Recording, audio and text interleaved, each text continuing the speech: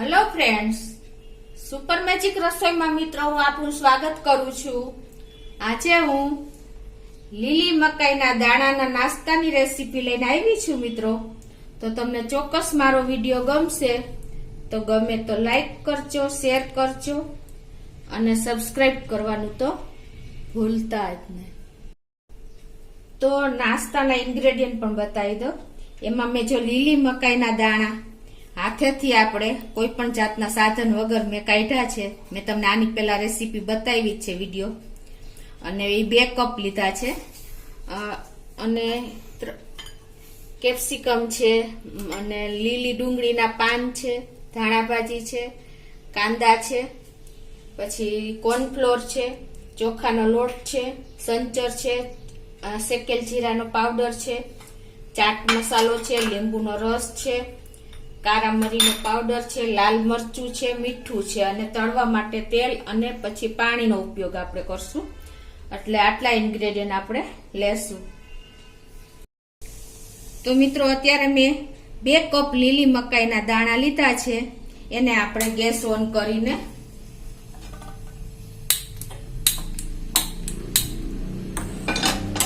આ 2 કપ લીલી મકાઈના દાણા સામે 4 કપ પાણી મૂકશું અને એને આપણે 5 મિનિટ બોઇલ કરવાના છે.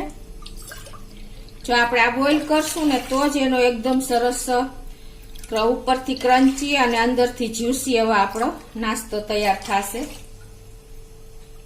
તો હવે આ પાણી આપણે ઉકળવા દેશું.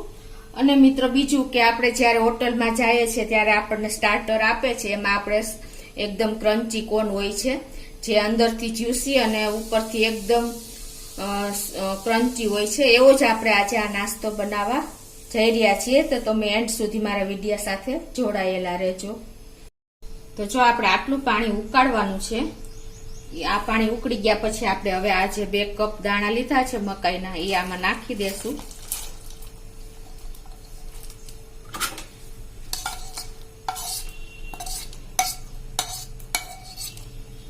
અને આને આપણે 5 થી 6 મિનિટ બોઇલ થવા દેશું.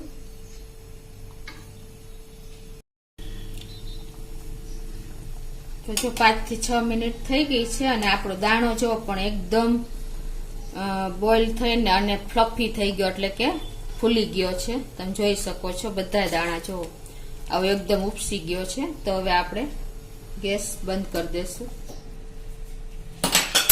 અને આને આપણે સ્ટ્રેનરમાં સ્ટ્રેન કરી લેશું અને ઠંડા થવા દેશું. તો આ રીતે તમે કોઈ પણ કાણાવાળા વાસણમાં એને લઈ.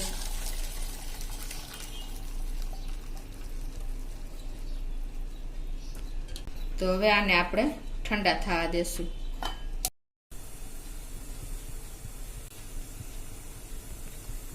તો આપણા જો આ મકાઈના દાણા પણ ઠંડા થઈ ગયા છે. હવે આપણે એમાં કુરકુરા બનાવવા માટે આપણે 3 ટેબલ સ્પૂન આપણે કોર્નફ્લોર નાખશું. કોર્ન સ્ટાર્ચ જેને આપણે કહીએ છીએ.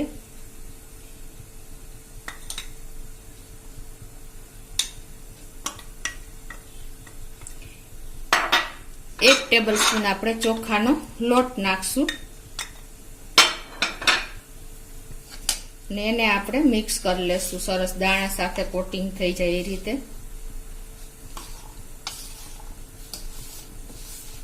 તમારી પાસે કોર્નફ્લોર કે કોર્ન સ્ટાર્ચ જેને આપણે કહીએ છીએ એ ન હોય તો તમે આરા લોટ પણ લઈ શકો છો અને ચોખાના લોટની જગ્યાએ તમે મેંદાનો લોટ પણ લઈ શકો છો. હવે એમાં આપણે ટેસ્ટ એકોર્ડિંગ 1 ટીસ્પૂન જેવું આપણે મીઠું નાખશું.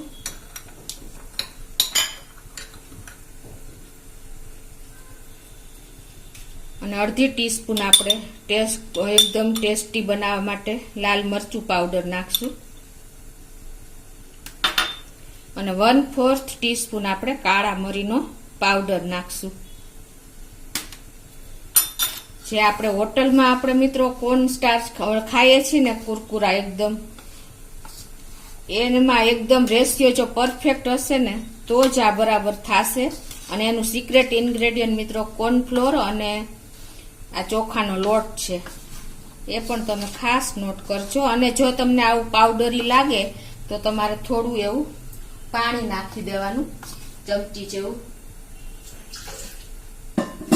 એકદમ સરસ આપણા મકાઈના દાણાને આ કોટિંગ થઈ જાય ને એવું આપણે બનાવવાનું છે. જો લોટ તમારો છૂટો છૂટો રહેશે તો તમારે તેલમાં તળવા ટાઈમે એકદમ છૂટું થઈ જશે. તમારે જરૂર પ્રમાણે પાણી સેજ એડ કરીને બરાબર પરફેક્ટ કોટિંગ થઈ જાય દાણાને, આ મસાલો બધો એ રીતે તમારે તૈયાર કરવાના છે.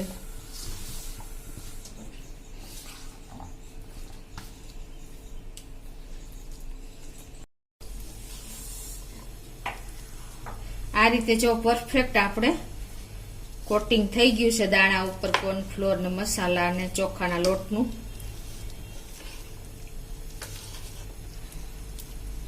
લોટ તો પાવડરી પણ તમારે નથી રાખવાનું, મેં તમને કીધું એમ, નહીતર તેલ આપણું બગડી જશે. મિત્રો આ એકદમ હું તમને રેસ્ટોરન્ટ વાળી સિક્રેટ રેસીપી બતાવવા જઈ રહી છું.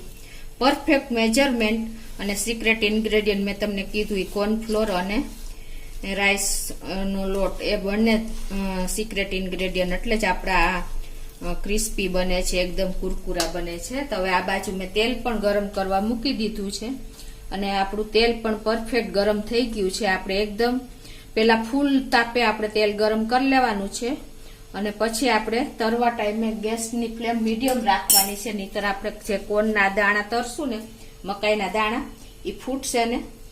તો આપણે કેર કરીને જ આવી રીતે નાખવાનું છે અને ગેસની ફ્લેમ મીડિયમ રાખશું. ફૂલ ફ્લેમ હશે ને તો તમારા દાણા ફૂટવાના ચાન્સીસ છે.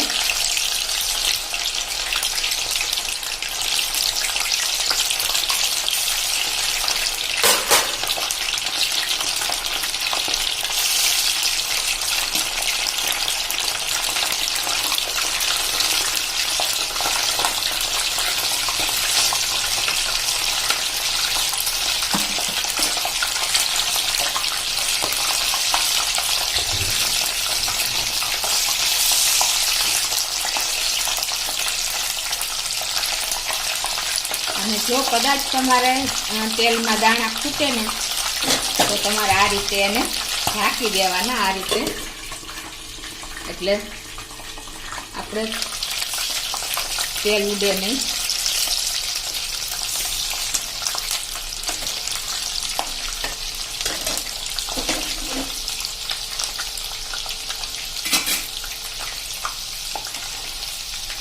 આને આપણે 4 થી 5 મિનિટ ખાવા દેશું.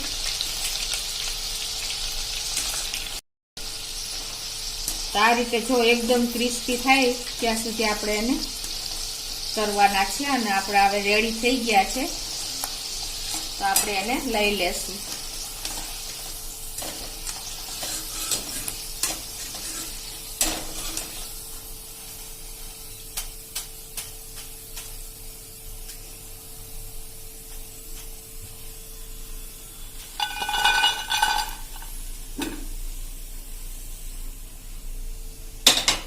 હવે એ જ રીતે આપણે બીજી બેચ પણ તૈયાર કરી લેશું.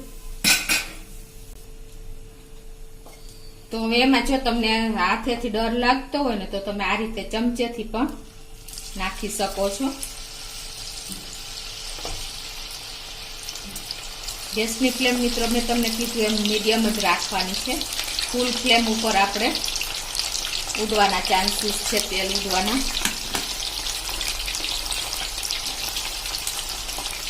તો આને પણ આ જ રીતે આપણે તૈયાર કરી લેશું.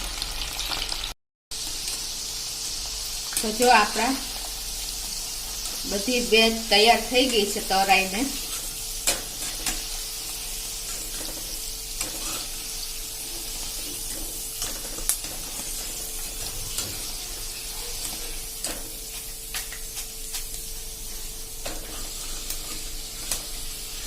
આવા કુરકુરા એકદમ ક્રિસ્પી થાય ત્યાં સુધી આપણે એને હલાવતા હલાવતા તરી લેવાના છે.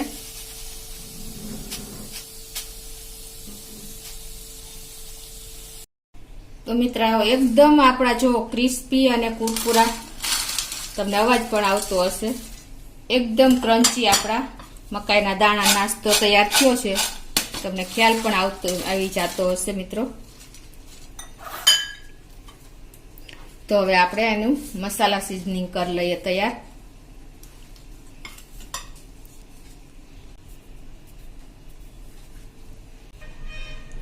તો એના માટે આપણે મસાલામાં અડધી ટીસ્પૂન જેવું આપણે લાલ મરચું પાવડર લેશું, 1 ટીસ્પૂન ચાટ મસાલો લેશું,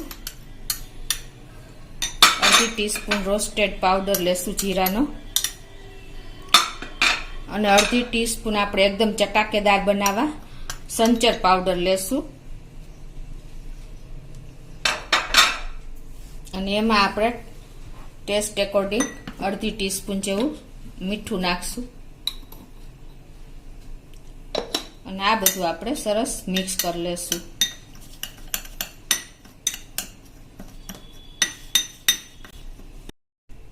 તો હવે આપણે આ જે મસાલા સિઝનિંગ કર્યું એ આપણે આની ઉપર સ્પ્રિંકલ કરી દેશું. આને હિસાબે એકદમ આપણા મકાઈનો દાણાનો નાસ્તો એકદમ ક્રન્ચી અને કુરકુરો અને ટેસ્ટી લાગે છે.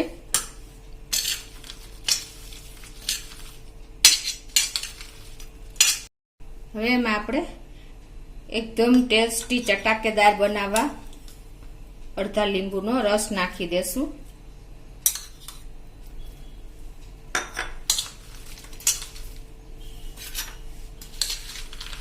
હવે એમાં આપણે 2 ટેબલ સ્પૂન એકદમ ઝીણા સમારેલા કાંદા પણ નાખી દેશું. હોટલમાં આ રીતે જ આપણે સર્વ કરે છે સ્ટાર્ટર.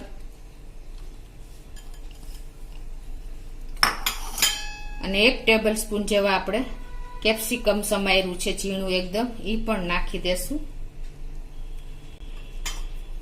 અને આપણે સ્પ્રિંગ ઓનિયન એટલે કે લીલી ડુંગળીના એકદમ પાંદ કૂણા છે એને સમાયેલા છે ઝીણા ઝીણા. આ એકદમ ઓપ્શનલ છે, તમારે નાખવા હોય તો નાખી શકો છો, એ પણ સરસ લાગે છે.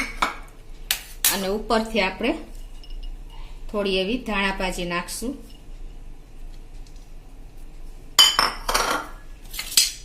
તો મિત્રો એકદમ આપણું લીલા મકાઈના દાણાનો નાસ્તો હેલ્ધી અને એકદમ ટેસ્ટી એવો આપણો નાસ્તો તૈયાર થઈ ગયો છે. જે રીતે આપણે હોટલમાં આપણે સર્વ કરે છે એ રીતે જ મેં તમને બતાવ્યો છે.